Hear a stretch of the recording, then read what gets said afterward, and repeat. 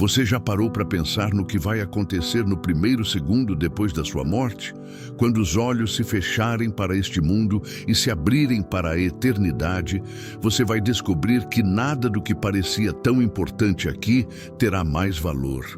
O dinheiro, a fama, os títulos, as redes sociais, os planos inacabados, tudo ficará para trás. O que restará será apenas você, sua alma e um encontro inevitável com aquele que conhece até os pensamentos mais escondidos do seu coração, Jesus Cristo, o justo juiz. A Bíblia afirma em Hebreus 9:27, aos homens está ordenado morrer uma só vez, vindo depois disso o juízo. Não é uma hipótese, não é uma metáfora, é uma realidade inescapável. E nesse tribunal eterno, diante do trono de luz e santidade, Jesus não fará discursos longos, nem ouvirá justificativas humanas. Ele fará três perguntas simples, mas que carregarão o peso de toda a eternidade. E as suas respostas decidirão onde você passará para sempre. No céu, com Ele, ou no inferno, separado dele. Imagine a cena com toda a intensidade do seu coração. O céu, que sempre foi azul e cheio de nuvens, de repente se transforma em um abismo de silêncio. O sol não brilha mais, a lua perde o seu reflexo, as estrelas deixam de piscar. Não há relógios marcando a hora, não há ontem nem amanhã. O tempo simplesmente deixa de existir. A terra, que tantas vezes esteve cheia de barulho, de correria, de conversas e músicas, agora está em um silêncio profundo, como se toda a criação estivesse prendendo a respiração diante de algo que vai acontecer. E então as multidões começam a se levantar. Homens e mulheres de todas as gerações, de todas as nações e línguas, povos antigos e povos modernos, todos diante do mesmo chamado. Ali estão reis coroados, agora sem coroas, generais poderosos, agora sem suas armas, empresários ricos, agora sem seus cofres. E lado a lado com eles estão os pobres, os desconhecidos, os esquecidos da história. Todos iguais, todos em pé, todos diante do mesmo trono. Não há mais privilégios, não há mais status, não há mais títulos. Ali, um presidente e um camponês, um artista famoso e um mendigo anônimo. Todos estão de pé, em silêncio absoluto, esperando. E diante de todos, ergue-se o trono branco. Ele não pode ser descrito em detalhes humanos. Sua glória é tão intensa que nenhuma palavra terrena pode capturar sua essência. É luz que consome, é majestade que assombra, é santidade que fere os olhos de quem ousa olhar. E sobre esse trono está Jesus, não mais como o carpinteiro humilde de Nazaré, não mais como o homem ferido, coroado de espinhos, ensanguentado numa cruz. Mas agora, como o Rei dos Reis, vestido de glória, com olhos como chama de fogo, com voz como som de muitas águas e com autoridade absoluta sobre vivos e mortos. O apóstolo João descreveu essa visão em Apocalipse 20:12. Vi os mortos, grandes e pequenos, em pé diante do trono, e os livros foram abertos. Os mortos foram julgados de acordo com o que tinham feito, segundo o que estava registrado nos livros. E diante dele não há como se esconder. As máscaras caem, as desculpas evaporam. O que parecia secreto, agora é exposto. O que parecia apagado, agora é lembrado. Cada palavra não dita, cada pensamento escondido, cada atitude que ninguém viu, tudo está diante do juiz eterno. E você percebe que não é um julgamento coletivo, mas pessoal. Não será sobre o que sua família fez, sua igreja fez, ou o que sua geração construiu. Não importa se você foi rico ou pobre, influente ou esquecido, jovem ou idoso, será sobre você. Nesse momento, o universo inteiro se cala. Anjos, demônios, santos e pecadores observam, e então o rei se inclina e olha diretamente nos seus olhos. E sua voz, firme e suave ao mesmo tempo, corta o silêncio da eternidade. É nesse instante que ele fará a primeira pergunta. A primeira pergunta: o que você fez com o meu filho? Essa é a pergunta que define tudo. Ela não trata da sua religião, nem da sua moralidade. Não é sobre quantos cultos você frequentou, quantos dízimos deu, quantos versículos decorou. É sobre a sua resposta ao presente mais precioso já oferecido, Jesus Cristo, o Filho de Deus. João 3,18 nos lembra: quem crê nele não é condenado, mas quem não crê já está condenado, por não crer no nome do Filho unigênito de Deus. Aqui não existe neutralidade. Ou você recebeu Jesus, ou rejeitou, ou você viveu com ele, ou viveu longe dele. Muitos tentarão se justificar. Alguns dirão: mas Senhor, eu tentei ser uma boa pessoa. E ouvirão que nossas obras, por melhores que pareçam, são como trapos de imundícia diante de um Deus santo. Outros dirão: mas eu ia à igreja, eu servia no ministério. E ouvirão de Jesus as palavras de Mateus 7:23. Nunca vos conheci, afastai-vos de mim.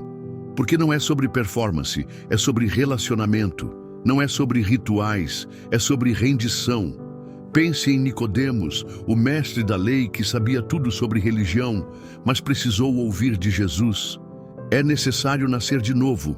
Pense no ladrão na cruz, que não tinha obras, não tinha tempo, não tinha méritos, mas teve algo que mudou sua eternidade: fé no Filho de Deus. E ouviu a promessa: hoje estarás comigo no paraíso. A primeira pergunta será esta: você me recebeu como Senhor e Salvador? E nesse momento não haverá espaço para máscaras. Você poderá olhar para trás e lembrar: eu vivi para mim mesmo ou vivi para Cristo? Eu confiei no meu esforço ou confiei na cruz?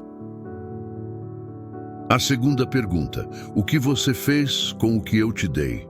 Depois que a primeira pergunta for respondida, Jesus avançará para a segunda. Aqui, ele não julga sua salvação, mas sua fidelidade.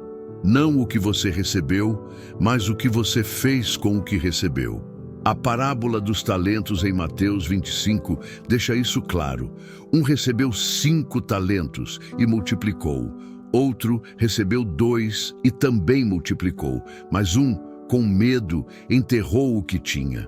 E quando o Senhor voltou, não perguntou: por que você não recebeu mais? Mas perguntou: por que você não foi fiel com o que já tinha?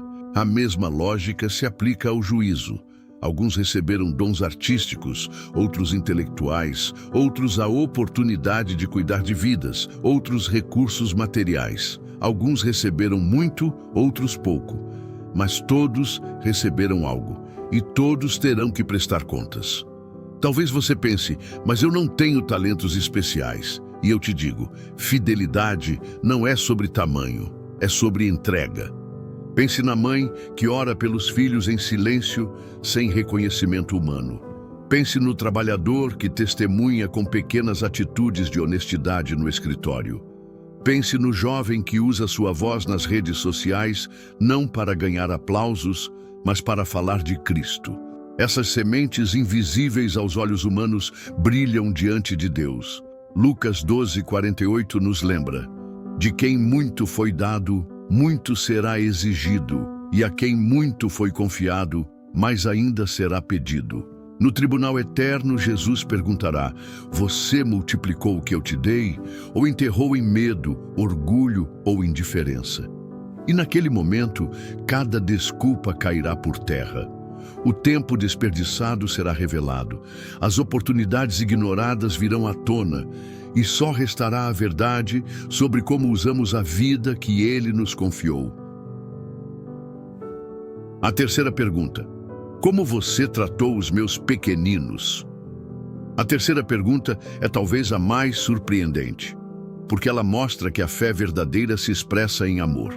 Em Mateus 25, Jesus diz: tive fome e me destes de comer. Tive sede e me destes de beber. Era estrangeiro e me acolhestes.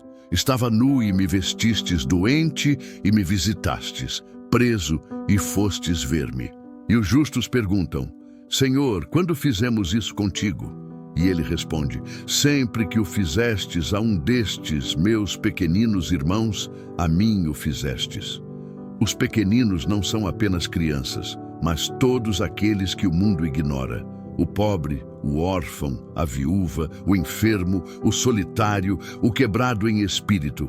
E também o irmão que caiu na fé, o novo convertido, o que precisa de paciência e cuidado. Aqui não se trata de grandes gestos públicos, mas de pequenos atos invisíveis. O abraço dado sem esperar nada em troca, a comida oferecida a quem tinha fome, a visita a alguém esquecido no hospital, a oração feita em silêncio por um amigo e também o contrário, o desprezo pelos fracos, a indiferença diante da dor, a pressa que não permite enxergar o próximo.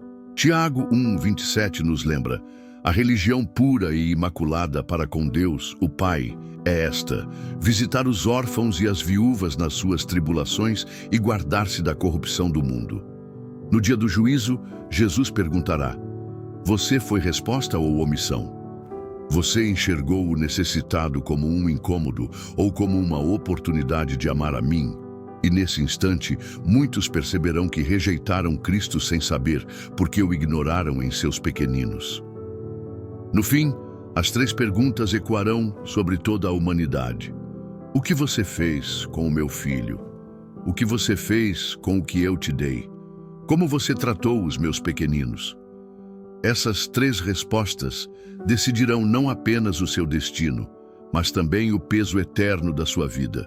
Hoje, enquanto ainda há tempo, você pode se preparar para esse dia.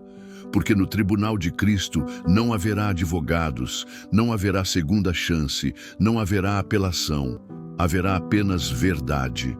Então eu te pergunto, se o juízo acontecesse hoje, qual seria a sua resposta? Você poderia olhar nos olhos de Jesus e dizer: Senhor, eu te recebi, eu usei o que tu me deste, eu amei os teus pequeninos. Se não, saiba que a porta ainda está aberta. Hoje ainda é o dia da graça, hoje ainda é o tempo de se arrepender, de se render, de mudar a rota da eternidade. E se essa mensagem falou ao seu coração, eu quero te convidar a orar agora. Senhor Jesus, eu reconheço que preciso de Ti. Eu me arrependo dos meus pecados e recebo o Teu sacrifício na cruz. Ensina-me a usar tudo o que o Senhor me deu para a Tua glória. Dá-me um coração que ame os pequeninos como o Senhor ama e prepara-me para aquele dia para que eu possa ouvir: muito bem, servo bom e fiel, entra no gozo do teu Senhor. Amém.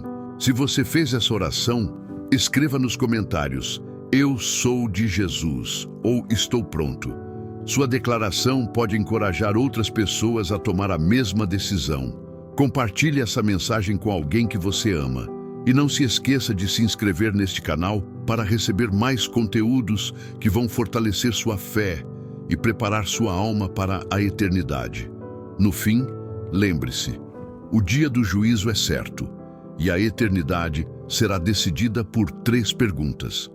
Que a sua resposta seja Cristo.